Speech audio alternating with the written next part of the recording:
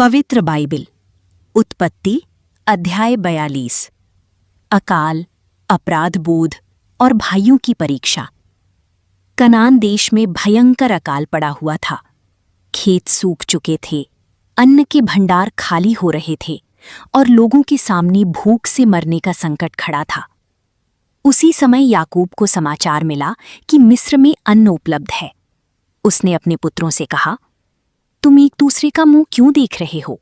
मिस्र जाओ और हमारे लिए अन्न खरीद लाओ ताकि हम जीवित रहें। तब यूसुफ के 10 भाई मिस्र की ओर निकल पड़े, लेकिन याकूब ने अपने सबसे छोटे पुत्र बिन्यामीन को उनके साथ नहीं भेजा, क्योंकि उसे डर था कि कहीं उसके साथ भी कोई विपत्ति ना हो जाए। जब वे मिस्र पहुंचे तब उन्हें पता नहीं था कि जिस अधिकारी के सामने वे खड़े हैं वो कोई और नहीं बल्कि उनका अपना भाई यूसुफ है, वही यूसुफ जिसे उन्होंने वर्षों पहले बेच दिया था। यूसुफ अब मिस्र का महान अधिकारी बन चुका था और पूरे देश में अन्न उसी के अधिकार में था। जैसे ही भाई उसके सामने आई, वे भूमि पर झुककर दंडवत करने लगी। ये वही दृश्य था जो यूसुफ ने वर्षों पहले अपने स्वप्नों में देखा था। यूसुफ ने अपने भाइयों को तुरंत पहचान लिया, लेकिन भाइयों ने उसे नहीं पहचाना। यूसुफ ने कठोर स्वर में उनसे पूछा, तुम कहां से आई हो? उन्होंने उत्तर दिया, हम कनान देश से अन्न खरीदने आई हैं। यूसुफ ने उनकी परीक्षा लेने के लिए कहा, तुम भेदिए हो, तुम इस देश की कमजोरी देखने आए हो। भाइयों ने डरते हुए कहा, नहीं प्रभु, हम सीधे लोग हैं, हम एक ही पिता के पुत्र हैं। हमारा एक छोटा भाई घर पर है और एक भाई अब नहीं रहा। ये सुनकर यूसुफ के हृदय में पुरानी यादें जाग उठीं। उसने निश्चय किया कि वो उनके मन की सच्चाई को परखेगा। उसने कहा, जब तक तुम्हारा छोटा भाई यहां नहीं आएगा, मैं विश्वास नहीं करूंगा कि तुम सच बोल रहे हो। इसके बाद यूसुफ ने उन्हें 3 दिनों तक बंदी गृह में रखा। तीसरे दिन उसने कहा, तुम में से एक भाई यहीं रहेगा, बाकी लोग अन्न लेकर अपने घर जाओ और फिर अपने छोटे भाई को लेकर लौटना।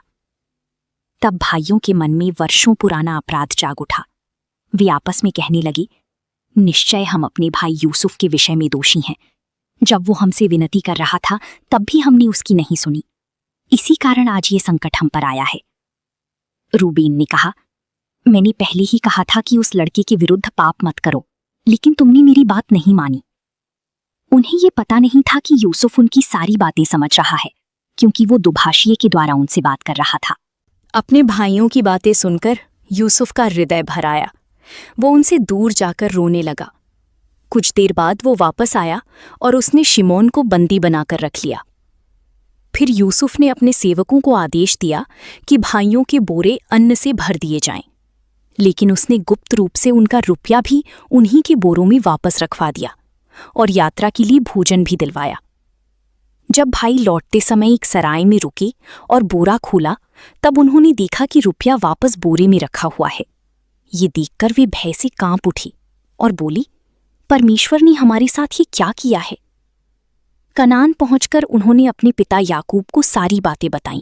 कैसे मिस्र के अधिकारी ने उन्हें भेदिया कहा, कैसे शिमोन को रोक लिया गया और कैसे अब बिन्यामीन को साथ ले जाना आवश्यक है। जब उन्होंने अपनी बोरी खोली तब हर एक की बोरी में उसका रुपया रखा हुआ मिला। ये देखकर सब बहुत डर गए। याकूब दुख से भर उठा। उसने कहा, तुमने मुझे निर्वंश कर दिया है। यूसुफ नहीं रहा, शिमोन भी चला गया और अब तुम बिन्यामीन को भी ले जाना चाहती हो। रूबेन ने अपने पिता से कहा, यदि मैं बिन्यामीन को सुरक्षित वापस ना लाऊं तो मेरे दोनों पुत्रों को मार डालना, उसे मेरे हाथ में सौंप दीजिए। लेकिन याकूब ने दृढ़ता से कहा, मेरा पुत्र तुम्हारे साथ नहीं जाएगा। उसका भाई मर चुका है और अब वही अकेला बचा है। यदि मार्ग में उसे कुछ हो गया तो तुम मुझे शोक में अधोलोक तक पहुंचा दोगी।